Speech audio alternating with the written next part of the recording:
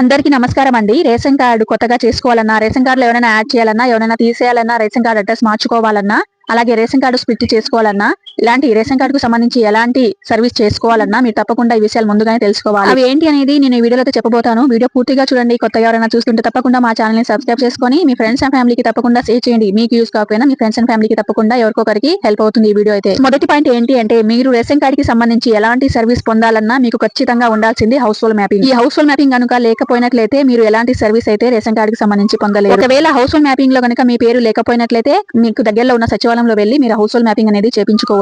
ఇక రెండో పాయింట్ ఏంటి అంటే పెళ్ళై కొత్తగా ఏమైనా యాడ్ చేయాలంటే అమ్మాయిని ఖచ్చితంగా మ్యారేజ్ సర్టిఫికేట్ కావాలి. కానీ ఇప్పుడు మాత్రం ఆ మ్యారేజ్ సర్టిఫికేట్ అలాగే మ్యారేజ్ ఫోటో అనేది అవసరం లేదు. ఆప్షన్స్ అయితే తీసేశారు కాబట్టి సో మీరు అమ్మాయి ఆధార్ కార్డు అలాగే పేరెంట్స్ ఏమైనా రేషన్ కార్డు ఉన్నట్లయితే అమ్మాయి పేరెంట్స్ కి రేషన్ కార్డు ఉంటే ఆ జిరాక్స్ 2 ఇస్తే సరిపోతుంది. చాలా ఈజీగా అమ్మాయిని అనేది అంటే పెళ్ళైన అమ్మాయిని యాడ్ చేసుకోవచ్చు అనమాట రేషన్ కార్డులో. ఇక పిల్లల విషయానికి వస్తే బిలో 5 years పిల్లల్ని యాడ్ చేసినట్లయితే మనం ఆల్రెడీ యాడ్ అయి ఉంటాం కదా, వాళ్ళు తంబేస్తే చైల్డ్ ఈకేవైసీ అనేసి మనం తంబు వేయాల్సి ఉంటుంది. పిల్లలకి రాదు కాబట్టి 5 సంవత్సరాల కంటే ఎక్కువ వయసు ఉన్న పిల్లల్ని రేషన్ కార్డులో యాడ్ చేసినట్లయితే ఆ పిల్లలే ఖచ్చితంగా తంబు వేయాలి. కానీ పిల్లలకి తంబు రాదనమాట. 5 years కరెక్ట్గా 5 years అయినా సరే వాళ్ళే తంబు వేయాల్సి ఉంటుంది. ఆ పిల్లలకి తంబు రాదు కాబట్టి మీరు రేషన్ కార్డులో యాడ్ చేసే కన్నా ముందే బయోమెట్రిక్ అప్డేట్ అనేది చేపించుకోవాలి ఆధార్ సెంటర్ కి వెళ్ళి. ఒకసారి మీ పిల్లల ఆధార్ లో ఏజ్ చెక్ చేసుకొని కరెక్ట్గా 5 years అయినా సరే బయోమెట్రిక్ అప్డేట్ చేసి ఆ బయోమెట్రిక్ అప్డేట్ అనేది సక్సెస్ అయిన తర్వాత రేషన్ కార్డులోకి యాడ్ చేయండి.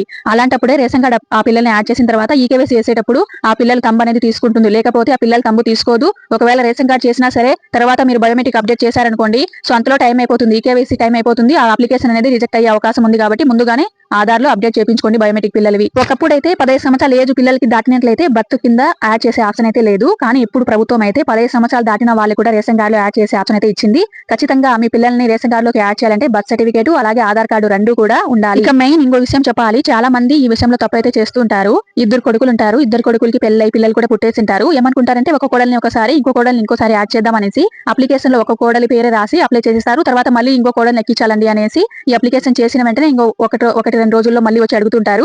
అలా వచ్చినట్లయితే చేయలేమండి. రేషన్ కార్డులోకి మీకు ఎంతమంది కోడలున్నా అలాగే పిల్లలు ఉంటారు కదా, పిల్లలు పుట్టింటారు, అందరినీ కూడా అప్లికేషన్ లో 1 by 1 వాళ్ళ పేర్లు రాపించి సో మీరైతే అప్లై చేసుకోవచ్చు. ఒకేసారి 2 కోడల్ని 3 పిల్లల్ని మొత్తం 5-6 మందిని కూడా ఒకేసారి యాడ్ చేసుకోవచ్చు. సో తప్పకుండా ఈ విషయం తెలుసుకోండి. చాలా మంది తప్పు చేస్తుంటారు. ఒకరి పేరు ఒకసారి రాసి ఇంకొక పేరు మళ్ళీ 2-3 రోజుల తర్వాత వెళ్ళి అలా చేయాలంటే కుదరదు.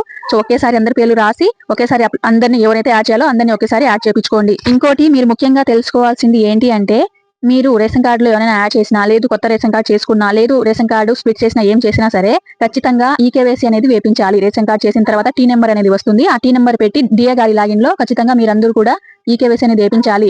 అందులో చాలా వరకు కొంతమందికి ఏమొస్తుందంటే ఎవరైతే కుటుంబ పెద్దగా రేషన్ కార్డులో ఉంటారో వాళ్ళ పేరు అలాగే ఇప్పుడైతే ఎవరైతే యాడ్ చేస్తామో వాళ్ళ పేరు 2 మాత్రమే తంబేస్తే సరిపోతుందని కొందరికి చూపిస్తుంది. ఇంకొందరికి ఏంటి అంటే ఇంట్లో అందరివి అడుగుతుంది అనమాట ఈకేవైసీ చేయాలనేసి. సో కాబట్టి ఎవరైనా రేషన్ కార్డులో యాడ్ చేయాలని ఏం చేయాలని రేషన్ కార్డుకి ఎలాంటి సర్వీస్ మీరు అప్లై చేసినా సరే ఇంట్లో ఎంతమంది ఉంటే అంతమంది కూడా దగ్గర ఉండేలా చూసుకోండి. అంటే బయట దేశాల్లో ఉంటారు, వేరే చోటు ఉంటారు, వాళ్ళు లేకపోయినా చేయొచ్చులే వాళ్ళని ఇప్పుడు యాడ్ చేయం కదా అనేసి అనుకుంటుంటారు. అలా చేయకండి. ఇంట్లో అందరూ అవైలబుల్ లో ఉన్నప్పుడు మాత్రమే మీరు రేషన్ కార్డుకి సంబంధించి ఎలాంటి సర్వీస్ అయినా అప్లై చేయండి. ఈకేవైసీ అనేది ఇంట్లో అందరూ వేయకుండా ఏదైనా సర్వీస్ ఉందా అంటే అడ్రస్ అనేది చేంజ్ చేస్తాం చూడండి. రేషన్ కార్డు వేరే ఊర్లో ఉంటే ఈ సచివాలయానికి మార్చుకున్నప్పుడు మాత్రం అందరూ తంబు వేయాల్సిన అవసరం లేదు. రేషన్ కార్డులో ఎవరైతే కుటుంబ పెద్దగా ఉంటారో వాళ్ళు మాత్రం ఇక్కడ సచివాలయంలో అప్లై చేసేటప్పుడే తంబు తీసుకుంటారు. సిస్టమ్ లో సందర్భాల్లో మాత్రమే అందరూ వేయాల్సిన అవసరం లేకుండా ఇంటి పెద్ద మాత్రం వేస్తే సరిపోతుంది. ఇంకా రేషన్ కార్డులో చాలా మందికి ఏజ్ ఎన్ఏ అనేసి 101 అనేసి అలాగే రిలేషన్ కూడా ఎన్ఏ అనేసి ఉంటుంది. అలాంటి వాళ్ళకి ఇప్పుడైతే చేంజ్ చేసే ఆప్షన్ అయితే లేదు. త్వరలోనే ఆప్షన్స్ కూడా ఇస్తారు. అంతవరకు మీరు వెయిట్ చేయాల్సి ఉంటుంది. ఇంకోటి మీరు ముఖ్యంగా తెలుసుకోవాల్సింది ఏంటి అంటే మీకు హౌస్ హోల్డ్ మ్యాపింగ్ ఎక్కడైతే ఉంటుందో అక్కడ మాత్రమే మీ రేషన్ కార్డు చేసుకునే ఆప్షన్ అనేది ఎనేబుల్ అవుతుంది తప్ప మీరు వేరే సచివాలయంలో ఉండి లేదు మీ అడ్రస్ వేరే సచివాలయంలో ఉండి మీ హౌస్ హోల్డ్ మ్యాపింగ్ కూడా వేరే ఎక్కడ ఉన్నట్లయితే సో ఇక్కడ చేసుకోవాలంటే కుదరదండి. హౌస్ హోల్డ్ మ్యాపింగ్ ఎక్కడైతే ఉంటుందో అక్కడ మాత్రమే మీరు చేసుకోవాలి. కానీ మా అడ్రస్ ఇక్కడే ఉందండి, మేము ఇక్కడే ఉన్నాము, అప్పుడెప్పుడో కొంచెం పని ఉండి అక్కడ ఉండిపోయాము, సో ఇప్పుడు మేము పర్మనెంట్ గా ఇక్కడికి వచ్చేస్తాం అనుకున్నప్పుడు మీరు హౌస్ హోల్డ్ మ్యాపింగ్ అనేది ఇక్కడికి మార్చుకోవాలి. మైగ్రేషన్ పెట్టుకున్నట్లయితే సచివాలయంలో ఎవరు లాగిన్ లో అయినా సరే మీరు ఇక్కడ మైగ్రేట్ పెట్టుకున్నట్లయితే వితిన్ వన్ డే లో హౌస్ హోల్డ్ మ్యాపింగ్ అనేది ఇక్కడికి చేంజ్ అయిపోతుంది. ఇక్కడ చేంజ్ అయిన తర్వాత మళ్ళీ మీ రైస్ కార్డ్ అనేది అప్లై చేసుకోవచ్చు. ఇంకా చాలా మంది మాకు సపరేట్ గా ఒకరికి రేషన్ కార్డు కావాలనేసి వచ్చి అడుగుతుంటారు. కానీ మీరు చెప్పినట్లు చేయడానికి కుదరదండి. ఒక 4 రకాల ఆప్షన్స్ అయితే ఉన్నాయి రేషన్ కార్డ్ స్ప్లిట్ కి సంబంధించి. సో అవి కూడా నెక్స్ట్ వీడియోలో చూపిస్తా. మెయిన్ గా ఇవి అనమాట. ఈ పాయింట్స్ అన్ని గుర్తు పెట్టుకొని వీటిలో ఏది మీకు సంబంధించి ఉంటే అవి చూసుకొని మీరైతే రేషన్ కార్డ్ అనేది అప్లై చేసుకోండి. సో మరొక వీడియోతో మళ్ళీ కలుద్దాం. ఈ వీడియో నచ్చితే ఒక లైక్ ఇచ్చి ఈ వీడియో మీ ఫ్రెండ్స్ మీకు తప్పకుండా షేర్ చేయండి. Thank you so much.